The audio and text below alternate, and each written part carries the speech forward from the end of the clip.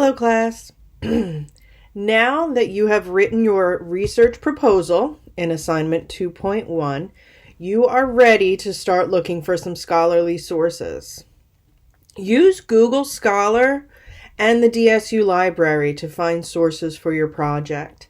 Make sure that your library barcode is working so that you can access the articles and books through the library. If your library card number does not work, contact the circulation desk at the DSU library and they will be able to help you. So keep an eye out for my comments on your research proposals. After reading my feedback on your proposals, then start preparing the annotated bibliography.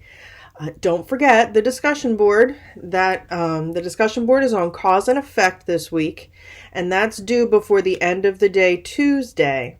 Then your responses to 2 other classmates is due by the end of the day Thursday. So the annotated bibliography, assignment 3.1, is due by the end of the day on Thursday. So for each source, put the works cited entry first, and that has to be in MLA format. Remember also that the sources should be listed in alphabetical order. So with MLA format, remember, that means you put the author's last name first, then their first name, followed by the title of either the article or the book chapter in quotes, then the book title or the journal title follows, and that should be in italics. After that, you include, if it's a book, you have publication information after that. If it's an article, you have the issue number after that. And then at the end of all the entries, you need the publication date.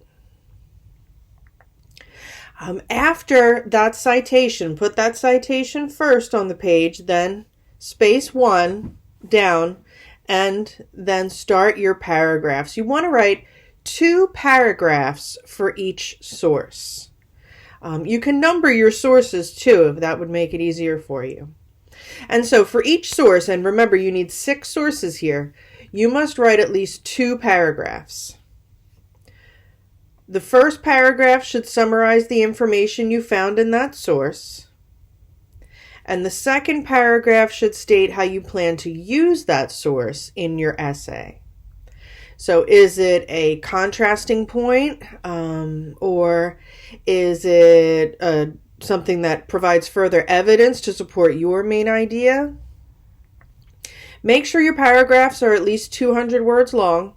Don't quote anything in the annotations. Paraphrase what you read and put everything in your own words.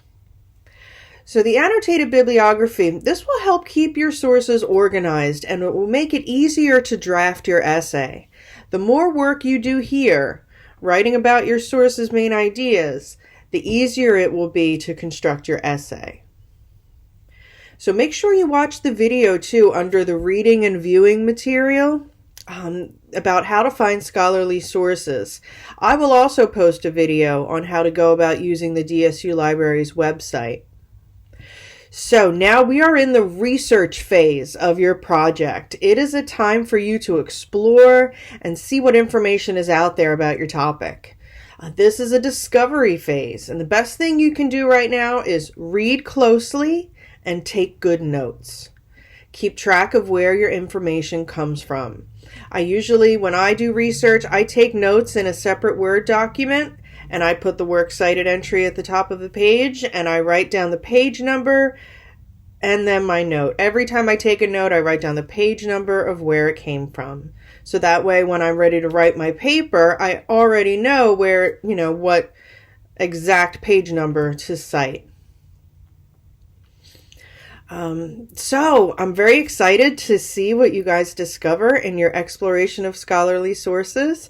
I am always available via email if you need help with finding sources or if you have any questions. Remember, I'm at ssokowski@desu.edu, and happy hunting.